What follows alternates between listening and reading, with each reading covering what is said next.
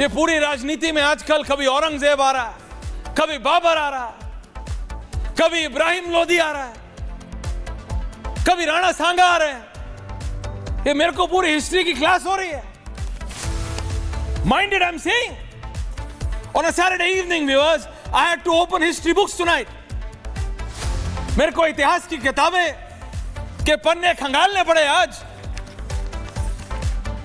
क्योंकि देश में महंगाई पे, देश में नौकरी पे, देश में विकास पे, देश में महंगाई दर पे, देश में इकोनॉमी पे, देश में कितनी सड़क बनी नहीं बनी, सरकार ने कितने गांव में बिजली पहुंचाई नहीं पहुंचाई, कितने स्कूल खुले नहीं खुले, इस पे बात करने को कोई तैयार नहीं है। इस पे विपक्ष सवाल पूछने को तैयार नहीं है।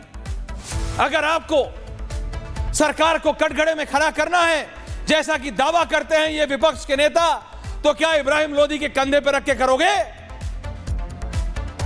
या राणा सांगा की तलवार पकड़ के करोगे? आवर ऑपोजिट, इस देश का विपक्ष, इस देश का विपक्ष ये भूल गया है, इस डेस्परेशन में कि उसको कैसे सत्ता में बैठे नरेंद्र मोदी और भारतीय जनता पार्टी को हराना है। इस डेस्परेशन में वो ये भूल गया है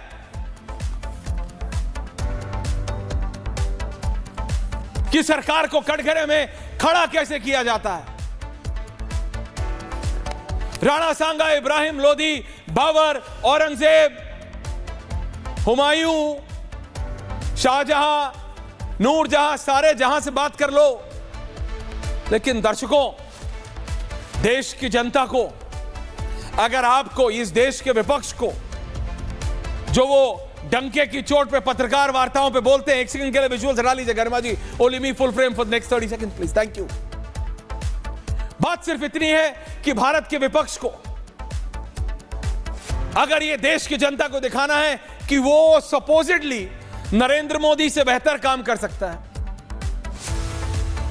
अगर वो बीजेपी से बेहतर ऑल्टरनेटिव इस देश को दे सकते हैं, तो इब्राहिम लोदी और औरंगजेब और बाबर और राणा सांगा से नहीं होगा। पूछो बीजेपी की सरकार से कि आपने वादा किया था इतने सरकार, आप इतने घरों तक बिजली पहुंचाएंगे, आपने पहुंचाई कि नहीं? पूछता है भारत। पूछो देश की सरकार से कि आपने कहा था इतने किलोमीटर सड़क रोज बनाएंगे, आपने बनाई कि नहीं बनाई? पूछता है भारत। आपने कहा था इतने करोड़ लोगों को नौकरी देंगे, आपने दी या नहीं? पूछता है भारत। लेकिन क्योंकि, and this is the reality viewers, when the opposition, जब विपक्ष को यह लगता है कि नरेंद्र मोदी तो उनकी रीच से बाहर है,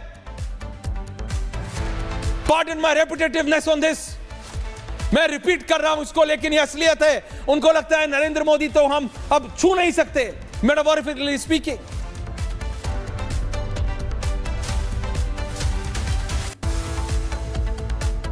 इसलिए वो इस डेस्परेशन में कुछ भी कर रहे हैं, आनन फानन में कुछ भी कर रहे हैं। आप पूछो ना संसद में, संसद किस लिए बनी है? उनको सत्ता, जिनको सत्ता में बिठाया है उनको काम करना है। वो नहीं कर रहे तो डेमोक्रेसी कैसे चलती है? जो विपक्ष में बैठे हैं वो सत्ता में बैठों को कटघरे में खड़ा करें, यह डेमोक्रेसी है। और पूछे कि आपने कितने युवाओं को नौकरी दी, आपने कितने घरों तक सड़क बनाई, आपने कितने गांव में बिजली पहुंचाया, आपने कहा था हर घर जल, वो पहुंचा कि नहीं? लेकिन आज कोई उसकी बात करने वाला है? आप मुझे बताइए संसद में खड़े होकर। इब्राहिम लोदी पे बोलने वाले हैं, राणा सांगा पे बोलने वाले हैं, क्योंकि ये इमोशनल सब्जेक्ट्स है।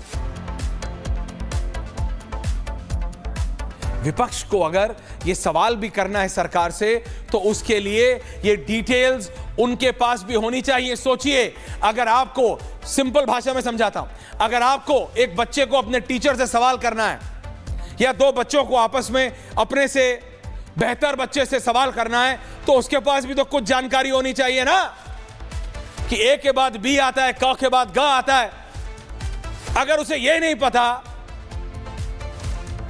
कि अगला शब्द क्या है तो वो बच्चे से पूछेगा क्या? यहां एग्जैक्टली ये हो रहा है। विपक्ष में बैठे लोग ना कोई तैयारी कर रहे हैं, ना कुछ पढ़ते हैं, ना कुछ रिसर्च है, ना सरकार के डिटेल्स देखते हैं, ना जो रिपोर्ट्स आती हैं संसद में, जो रिपोर्ट्स टेबल होती है उनको पढ़ते हैं। विपक्ष के नेताओं को खड़ा कीजिए और पूछिए आज, क्या आपको पता है कि सरकार ने एक साल में कितने घरों तक पानी पहुंचाने का वादा किया था? अगर आधों को भी यह मालूम है तो मैं माफी मांगने को तैयार। पूछो आज, क्या आपको मालूम है कि सरकार ने कितने गांव तक बिजली पहुंचाने का वादा किया था और कहां तक पहुंचाई है? क्या आपने जहमत भी उठाई है? हां, उर्दू का शब्द इस्तेमाल कर रहा हूं क्योंकि आजकल इनको बहुत उर्दू प्रेम हो रहा है विपक्ष को, तो ताकि समझ आ जाए क्लियर से। इनको पता नहीं है, देश की जनता देख रही है ये हो क्या रहा है यार। किसी दिन औरंगजेब पे हो रहा है, किसी दिन इब्राहिम लोधी आ रहे। इनको हमने संसद में काम करने भेजा है कि हमको हिस्ट्री का रिवीजन कराने भेजा है? राणा सांगा, इब्राहिम लोधी, बाबर, औरंगजेब, 4-5 और निकाल दो। अरे हमको क्या मतलब है? नौकरी कितनी दी है बताओ। विपक्ष पूछे सत्ता में बैठे लोगों से कि नौकरी दी है कि नहीं दी है, महंगाई इतनी क्यों हो रही है। आज लेके जाओ 500 रुपए का नोट, क्या लेके आते हो दुकान से? कोई पूछ रहा है? नो। इब्राहिम लोधी ने बाबर को बुलाया था कि राणा सांगा ने बुलाया था? कर लो डिबेट, किससे फायदा होगा? इससे फायदा होगा अगर आज मैं ये बता दूं आपको कि राणा सांगा ने बुलाया था या फिर इब्राहिम लोधी ने बुलाया था बाबर को, उससे आपको क्या फायदा होगा? पूछ रहा हूं, बताइए मेरे को। Will you benefit? Please think about it for a micro second. Think about it, please think. एक आम व्यक्ति को अपना घर चलाना होता है, अगर बिजनेस है तो यह देखना होता है, नौकरी है तो वो देखना होता है।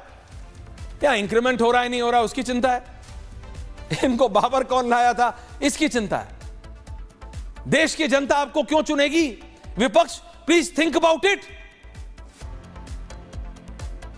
ये देश का विपक्ष सोचे तो। आप जब जनता की बात करोगे तब तो जनता को लगेगा ना। इलेक्शन हारते हो, वोटिंग मशीन को जिम्मेदार ठहराते हो। पूरे 5 साल वो करते क्या हो? इब्राहिम लोधी, औरंगजेब, बाबर को इब्राहिम लोधी लाया था कि राणा सांगा लाया था, ये करते हो। जनता की बात करो तो जनता से जुड़ोगे। जनता की बात तो करो, उसकी दिक्कत तो समझो। अगर यह सरकार वो कर रही है कि नहीं कर रही है, आपको तो यही नहीं पता कि कितने गांवों का वादा था, कितने गांव तक बिजली पानी पहुंची। गैस सिलेंडर होली दिवाली देने का बात किया था, दिया भी कि नहीं, क्या पता है? क्या किसी विपक्षी नेता ने संसद में यह पूछा कि सरकार ने यह वादा किया था और फिर कहते हैं फ्री रन दे दिया मीडिया ने, फ्री रन दे दिया मीडिया ने। सवाल आप नहीं करो, संसद में आप जाओ, सांसद आप बनो